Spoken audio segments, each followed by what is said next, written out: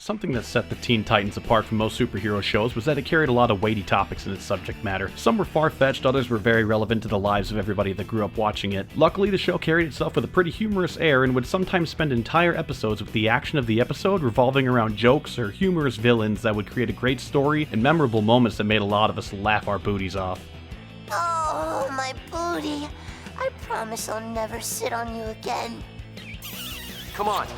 So today, we're going to be checking out the top 10 funniest Teen Titans episodes. Forewarning, humor's very subjective, you don't need to agree with me, but if you don't, let me know down below in the comments. I didn't even agree with myself sometimes and kept rearranging the list anyway. Oh, and spoilers ahead, in case that wasn't already clear. Here we go! Teen Titans. 1, 2, 3, 4, go! Teen Titans. What's wrong with the way I look? Nothing. Number 10, Switched. So everybody that's watched Teen Titans knows that no two Titans are similar and that occasionally they butt heads or don't see eye to eye. The two that might be considered polar opposites are the two girls, the outgoing, fun-loving, curious, and joyful Starfire, and the reserved, disinterested, and stern Raven. This episode takes the first part to introduce their dynamic in how Starfire aggravates Raven by wanting to spend time with her when the boys aren't around, and Raven is just not having it. We might journey to the mall of shopping, or perform braiding maneuvers upon each other's hair, or... You wish to be alone? How could you tell? Though it's not like she really enjoys spending her time with anybody. Anyway, so there's this villain called the Puppet King. He sends a package to the tower with a set of Teen Titans puppets inside. The Titans love the gift and think nothing of it, with the exception of Raven. Shall my tiny replica do battle with your tiny replica? Knock yourself out. Why are we still here? Just to suffer? When the Titans go to sleep, the Puppet King emerges from the package and infiltrates their bedrooms one by one. With the power of magic, he has the ability to basically steal the souls of the Titans and place those souls into the wooden puppet replicas. The Puppet King is able to steal the boys' souls with no problem, but Raven and Starfire are able to wake up and at least try to escape. It appears the Puppet King has them within his grasp, but Raven is able to save the day with a spell to keep them from being captured. The girls escape and then find that they are not exactly themselves. The boys! Raven, what are we going to... Starfire? Raven? You are me! And I am you! Raven and Starfire switch bodies, and that's where the comedy really begins. They can't use their powers and flail around trying. Okay, how do you fly this thing? You must feel flight. What? When you feel the unbridled joy of flight, you will fly. Unbridled joy? Not really my thing. They soon discover that the reason they can't use their powers is that they don't understand each other or really know anything about each other. They spend time getting to know one another and then go kick the Puppet King's butt. Starfire and Raven emerge better friends, and they had a few good laughs along the way. Azarath Metreon Zinthos. Azarath Metreon Zinthos. Starfire? Yes? After this, would you like to go to the mall? Mm-hmm. Azarath Metreon Zinthos. Azarath Metreon Zinthos. Okay. Remember when Killer Moth made an army of mutant moths and forced Robin to take his daughter to prom and he was like, nah, and you were like, grr, and Robin was like, sir, but then we found Killer Moth, and I was like, dude, and Raven was like, zzz, and Cyborg was like, booyah, and we kicked his butt, and the mutant moths turned back into these cute little wormy things?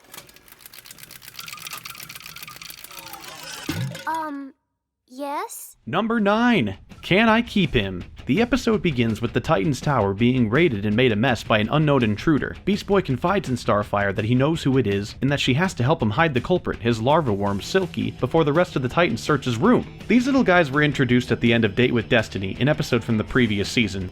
These little guys might actually make good pets. Don't even think about it. Beast Boy kept one as a pet, and he got out, which led to the tower being raided. Starfire does her best to keep Silky happy, but can't seem to determine what it eats. Finally, she finds that Silky loves Zorka berries, a fruit from Starfire's home planet of Tamaran. Silky gorges himself on them, and an unforeseen side effect of the Zorka berries is that he becomes massive in size. My little Bumgorf, why are you so big? Of course, hiding him at this point becomes much more difficult, and eventually Starfire finds that Silky has chewed his way out of her room and is back to making a mess of the tower. Where's the sofa? Your earthly ways are strange. Please, what is this sofa of which you speak? Bye. The Titans find out about Silky, of course, and say he has to go. Starfire has the unfortunate duty of taking him away from the tower and having to even harm Silky so that he will allow her to leave. Anyway, a bunch of fights happen and Silky becomes the villain, but then explodes into coup de grace of Zorkaberry juice, and the episode ends with Starfire and Silky feasting the juice into a heart. Gross, but cute. Just you and me then, huh? Cool. I haven't really had anybody to hang out with since I quit the Doom Patrol. This is gonna be fun. Can we play video game? There! Take a good long look! I had an accident, and now I'm a monster, all right? A cyborg! Cyborg? Ooh, you're like Robot Man 2.0. You're a weird little dude, you know that? You called me dude. Number 8, Go! Yeah, that's the title of the episode. Anyway, most cartoons get an origin story at one point or another. Go was the origin story of the Teen Titans and how the group came to be. When an alien threat called the Gordanians enters the city looking for a certain crimson-haired alien girl, it's up to Robin to stop them, until a few other unlikely heroes of varying backgrounds join the frame spontaneously to assist him. The alien girl creates havoc through the city until Robin and the gang catch up to her. Robin frees her from her shackles, and the first thing that she does is... There. Now maybe we can be... If you wish not to be destroyed, you will leave me alone.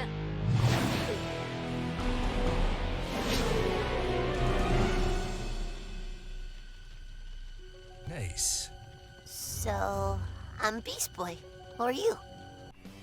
It's revealed in Trouble in Tokyo that Tamaranians learn new languages through lip contact, which explains why she kissed Robin. Anyway, sorry to dampen that moment. She bails on them and starts eating everything in sight, tearing through a movie theater's concession stand. Makes sense because Starfire's 7 stomachs make it easy to eat so much, and she probably was hungry in captivity. Starfire being completely out of character, combined with Beast Boy being a bit of a dweeb the entire time, Cyborg having his first booyah, Raven accidentally enabling Beast Boy's jester attitude, and Robin and Starfire just continuing to butt heads and argue makes for a very funny episode. All the fault is yours. I commanded you leave me alone, but you insisted upon the being nice. My fault? You blast me, you kiss me, but you never stop to mention that they have a gigantic particle weapon? The team forms for the first time to stop the Gordanians and decide they'll call the island in the Bay of Jump City their home. That's quite a view. Somebody ought to build a house out here. You know, that's a great idea, Cyborg. Come on, guys. What better way to end an all-night stakeout than with a nice, juicy steak? Hello? Does the word I'm a vegetarian mean anything to you? There is no way you could ever get me inside a place like that. Number 7, Employee of the Month. Beast Boy really hates the fact that he's the only one of the group that doesn't have a trademark method of transportation without transforming into an animal, which probably makes him tired after a while of running around the city. Cyborg has the T-Car, Robin has his R-Cycle, and both Starfire and Raven can fly. That being the case, he wishes he had something of his own to ride around. Beast Boy decides that the best way to overcome this hurdle is to get a job at Mega Meaty Meat, a place that literally only serves meat.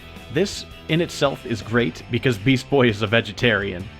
The only reason he accepts the job is because the reward for Employee of the Month is a brand new moped. The stars have aligned for him and he suffers through the job even though his boss, Bob, is very strange and unhelpful throughout the entire ordeal and also never remembers Beast Boy's name. Maybe I could just have a name tag. You can call me Bob. Okay. I like you, Danny. I'll be in the back. Meanwhile, the rest of the Titans are off fighting UFOs that have begun to invade Jump City, which are apparently powered by cows. This episode truly goes off the rails multiple times, but the best example of that is when the villain of the show is revealed to be a cube of Nufu. I am the source.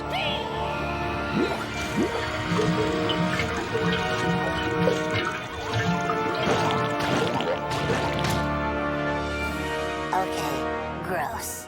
The Source wants to destroy the planet Earth, using his cow-powered UFOs and using his army of Bobs to capture as many cows as possible to make that happen. Beast Boy kidnaps the Nufu, takes him back to Titan's Tower, threatens to eat him, he gives up the Bob's weakness, Beast Boy's moped disintegrates, and Cyborg ends up eating the Source. So, what happened to the alien leader? Oh, he's in the fridge. What? Maybe you've just been watching a little too much television. TV rots your brains. Yeah, man. When was the last time you turned off the tube? I think I went out to the movies 3 weeks ago. I wish to remind you that you did not actually go to the movies, but merely observed a television program about a person who went to the movies. Oh, yeah. That was cool. Number 6, 257494, aka Don't Touch That Dial. Control Freak as a whole is one of the funniest villains in the show. He's dorky, obnoxious, kind of meta, self-aggrandizing, he's just good fun that at the end of the day is no real threat to the Titans, so you can just relax and enjoy the show. Originally, he appeared in Fear itself, but had a very small role in the overarching theme, merely introducing the problem instead of being the problem.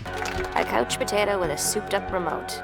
I'm petrified. In the only episode that he takes center stage, Control Freak appears on the Titans TV and Beast Boy has a hard time explaining how the entire thing went down. Team 5, but it wasn't on because there was this little blue dot in this beep, and his voice is like, I control the vertical. Then the dot got real big and Control Freak has taken over our TV! Welcome back to Bass Nabbers. Today we gonna catch us some fish. Dude, where did he go? The Titans track Control Freak to an electronics store, and they are sucked into the TV universe with Control Freak. Inside the TV universe, the Titans must fight through a slew of different television bad guys, game shows, and advertisements as well. The makers of Azarath and Metreon are proud to introduce Zinthos. New and improved Zinthos gives you exactly what you need, exactly when you need it. And because it's blue, Zinthos goes with everything. Zinthos isn't right for everyone and may cause bloating, cramping, hair loss, disturbing visions, fits of rage, and growth of additional eyes. Children under 3 should not be exposed to Zinthos. Do not get Zinthos wet, and never feed it after midnight. If you experience trouble meditating, stop saying Zinthos and consult your ancient scrolls immediately. New Blue Zinthos. Since Control Freak is a constant consumer of media, he knows exactly where everything is and how to succeed in every situation presented to him to stay a step ahead of the pursuing Titans who are struggling to keep up amidst the confusion of being the subject of different television shows as well as altering their events. But ever since Joaquin left with my evil half-sister... Yo, I don't love you. My name's not Lance, and I just need to know if you've seen a fat guy in an overcoat. Oh, Lance... What the? Basically, the entire episode is constructed of spoofs and parodies of various types, and eventually the one who is initially criticized for watching too much TV, Beast Boy, is the one that can save the day with his knowledge of the many programs. But I've seen every episode of this show like 300 times, and I think you've forgotten that a 12th level space samurai can be banished to the no dimensions by the Hak Jun Kang. Hak Jun Kang, Hak Jun Kang, Hak Jun Kang.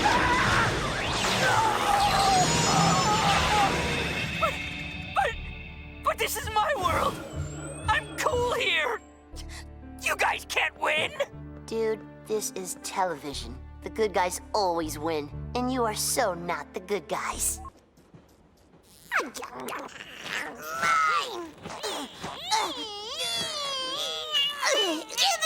Quiet! Number 5, Hide and Seek. Alright, so we've already established that Raven's not a people person and never has been. Most people that aren't people don't really like kids either. So when Raven is tasked to escort a trio of children that are considered to be crucial to the fight against the Brotherhood of Evil to a safe place, she's less than thrilled. You've gotta be kidding. She tries to fight it at first, but Robin insists, so Raven takes the 3 into her care. Immediately there are problems with Melvin, Timmy Tantrum, and Teether. They can't fly because Teether hates flying, and Melvin keeps insisting her imaginary friend Bobby is real, Timmy Tantrum is either constantly bawling or otherwise going nuts, and Teether continuously is gnawing on things and destroying them. The best part of the entire scenario is that Raven can't even reach Robin to complain. She keeps getting Beast Boy who keeps trolling her. It's a work of art. Robin. Robin's communicator, may I? Put Robin on. Now! He's kind of in the middle of something. Well, tell him I don't do babysitting. Raven told me to tell you she doesn't babysit. Robin says you have to. Monsieur Mala, the massive gorilla that works for the Brain, continues to pursue them throughout their travels. Anyway, Raven takes the kids to the monastery that's considered to be a safe spot, and as she realizes it's too quiet, she finds that Monsieur Mala has captured the children and is attempting to take them away. With the children able to almost free themselves, Bobby reveals himself as real to Raven, and it's explained that he can cloak himself. He's also kinda cute, and that smile always cracks me up. The humor I find in this episode comes mostly from how Raven reacts and attempts to adapt to the situation at hand, which is completely impossible for her despite some pretty good improvisation. Now what? Well, you could tell us a bedtime story. Kids like stories. I don't really know any stories. What story, story, story, story, story, story, story! Okay. Let's see. Last year on my birthday, my friends got me a cake and some balloons.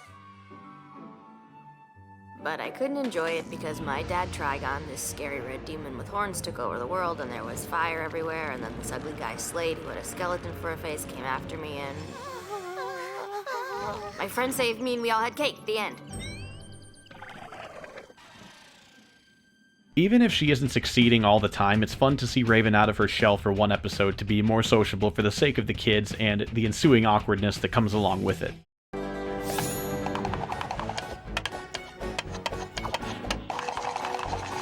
Number 4. Bunny Raven, or How to Make a Titanimal Disappear. This episode features the Titans facing off against the amazing Mumbo, a powerful magician with a magic hat. In the midst of a bank robbery, the Titans are sucked into his hat and transported to the world inside of it. Raven is separated from the group and turned into a bunny rabbit. This'll teach you not to heckle the headliner. Presto changeo! Super.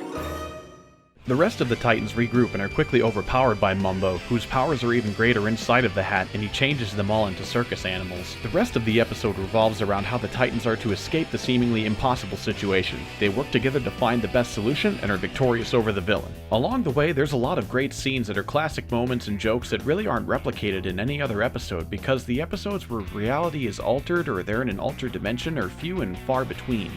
What made this episode so funny was the well-written translation of the Titans into animals, and usage of some fantastic prop humor in the shape of Beast Boy being transformed into a lamp, but he still retained his transformation powers. Hello? Hello? What have you got to complain about? I'm a lamp. What's wrong with being an animal anyway? At least you guys have legs. I can't even move. And do you have any idea how hot a light bulb gets? Well, at least we finally found a way to shut him up. The interactions between the Titans while inside of the hat are also complete gold, as Cybear is constantly trying to remove his tutu, Monkey Robin seems like he's not even taking it that seriously, and Star Kitty is still as alien as ever. What happened? He made me do a jig. That madman must be stopped! Please, what is a jig? There's something wrong with you. Please, let us help. You bet there's something wrong. We need gravy, and plenty of it! Ooh, you know what'd be fun? Let's all go out for waffles. Raven, you like waffles, don't you? More than life itself. Number 3. Crash.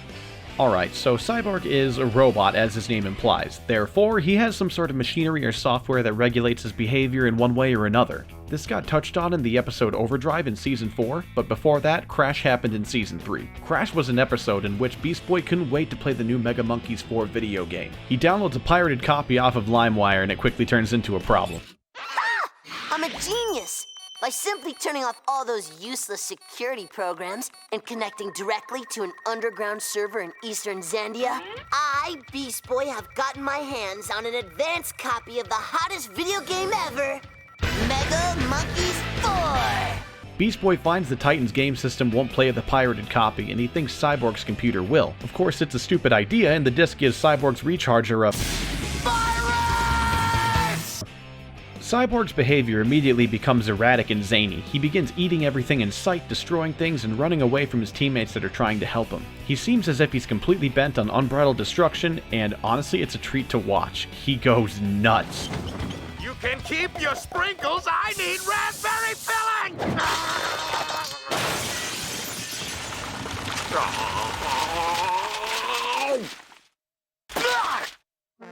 The Titans end up having to enlist the help of Gizmo, a recurring enemy, to assist in fixing Cyborg. Gizmo shows no interest in helping Cyborg, but is strong-armed into the idea. With Beast Boy and Gizmo both inside of Cyborg's body, they have to travel to his brain and attempt to remove the virus while the other Titans attempt to stop him from destroying the city. There's a pretty fair amount of humor in this episode thanks to Gizmo and Beast Boy being a great opposite pairing, and the parallel plot of the Titans having to chase Cyborg everywhere creates so many funny moments. You're the nasty egg people who stole all my waffles! Look out!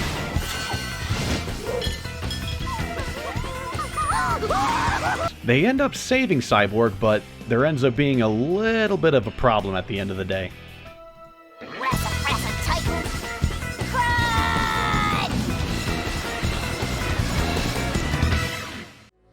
This prom is some manner of duel, yes? Robin eagerly accepts. It's not a duel, Star. It's a date. He does not accept! Do you hear? Robin does not accept! We're going to need a minute. Number 2, Date with Destiny. One of the best things about Teen Titans is that there are occasionally some romantic undertones in the relationships between the characters. Sometimes they crush on each other, or it's unrequited love, or it's a will they, won't they scenario for the longest time. This ain't one of those moments. A villain of Jump City, Killer Moth, is prepared to unleash a swarm of killer moths on the population, unless... He will declare me ruler, the Teen Titans will surrender, and Robin will take this lovely young lady to her junior prom. Hi, Robbie Pooh! What was that last part again? Robin, who is this girl? And why does she call you Pooh? So, this is Kitten, Killer Moth's daughter. She's spoiled rotten, and after her boyfriend Fang breaks up with her, she decides that she has to date somebody totally cool to make Fang jealous. Robin fits the bill. Poor guy. So, Beast Boy, Cyborg, and Raven all do their best to use Robin's sacrifice to buy time in order to find Killer Moth's operation and shut it down. When they do find the operation, of course, Killer Moth won't go quietly.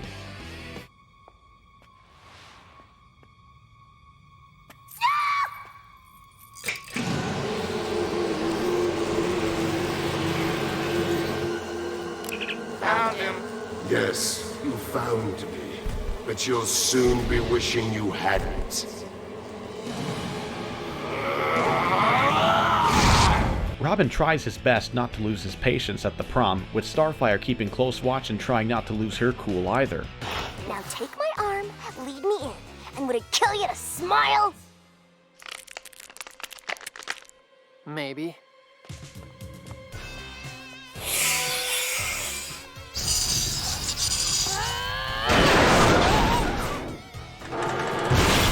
Meanwhile, Kitten's ex-boyfriend Fang is revealed to be a villain that robbed a jewelry store in the beginning of the episode. Fang and Robin duke it out while Kitten can't handle being told off by Starfire, so they get into a fight as well. Isn't it romantic? They're fighting over me! They are not fighting over you! Kitten absolutely loses it because Starfire ruins her dress and decides to release the swarm of mutant moths all over the city out of pure rage. Robin triumphs over Fang, then destroys the remote which controls the moths. Consider yourself dumped.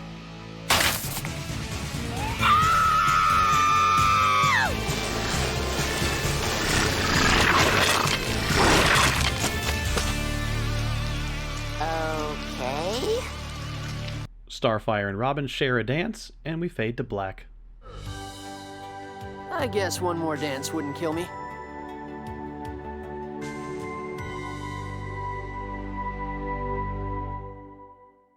Well, we've made it to the end of the list. Since there were a few episodes in the series that I considered to be in the funny category that couldn't fit in the top 10, they're going to be our honorable mentions. Mad Mod. The Titans are captured by a crazy British man that tries to send them back to school. Beast Boy is constantly hypnotized. Speak to me! Beast Boy! Beast Boy! Beast Boy!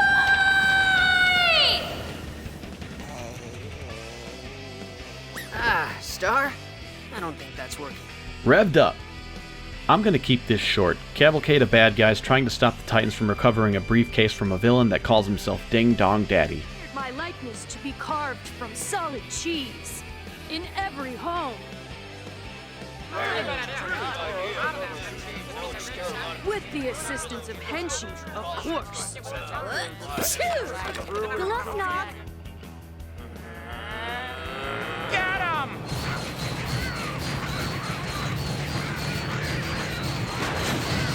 Go. Take him down. I'll be just fine by my... Dude, Robin, what's wrong?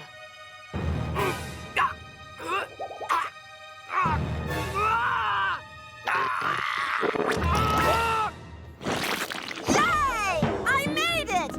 Robin, hi! Didn't see that coming. Number 1, Fractured.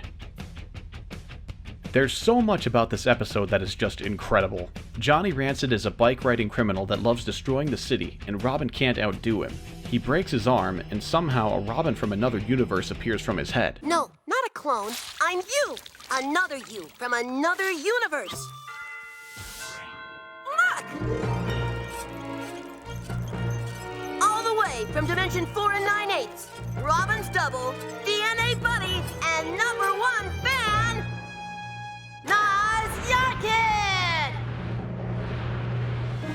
Welcome to our universe. So, to reiterate, Naz Yarkid is his name, which is Dick Grayson backwards, Robin's real name. Beast Boy steps in and gives Naz Yarg his new name. Maybe we should just call you Larry. My name is Larry now! Yay! Larry! Larry reveals himself to be a big fan of Robin's. Just as this Robin's name is reversed, his personality traits are almost entirely backwards from Robin. He's loud, obnoxious, a complete fool, and very whimsical. However, he does have magic powers that can help bend the rules of reality. When Robin hurt himself, Larry decided that he had to help. Unfortunately, his help isn't particularly effective, and Robin does his best to relax and let himself heal, while Larry keeps trying to encourage him to let him attempt healing his arm. Please, you'll feel all... No! Cut it out! Get that thing away from... I can help! Larry! Let me help! Leave me alone!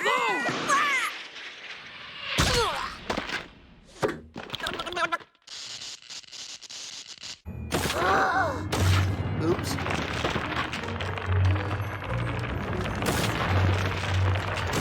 Big oops. Larry breaks his magic finger, which ruptures reality as the Titans know it. The world basically becomes a whimsical children's drawing, where Beast Boy loses his mouth and has to borrow Ravens, Raven has to borrow Cyborgs, and Cyborg has to borrow Starfires in order to speak. Not a good idea. Mixing my powers with his could destroy the dimension's boundaries and nullify all existence. Who cares? I just want my mouth back. No problem, no problem. If anybody can fix reality, it's my hero, Robin! What makes you think I can fix it? I don't even understand how we broke it. Well, somebody's got to clean up this mess. Come on, y'all. We're heading for Titan's Tower. The Titans work to get back to the tower in order to fix reality. Meanwhile, Larry is still being as obnoxious and ridiculous as he's been the entire time.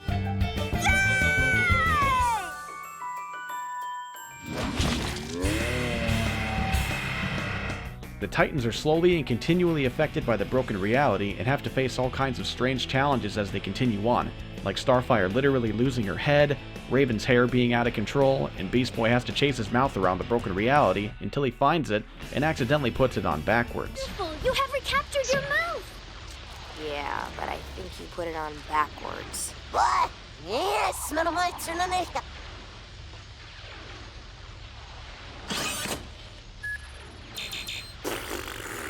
I knew something like that was gonna happen.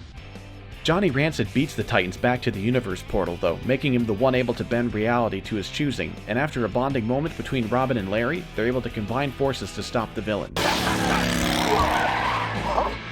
Larry fixed the bike! Larry's finger is somehow fixed, and he fixes reality immediately, except for Beast Boy's mouth.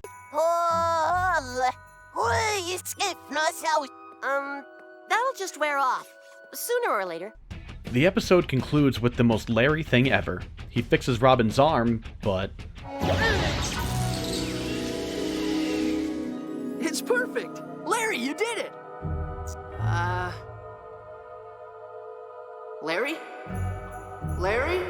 Oops.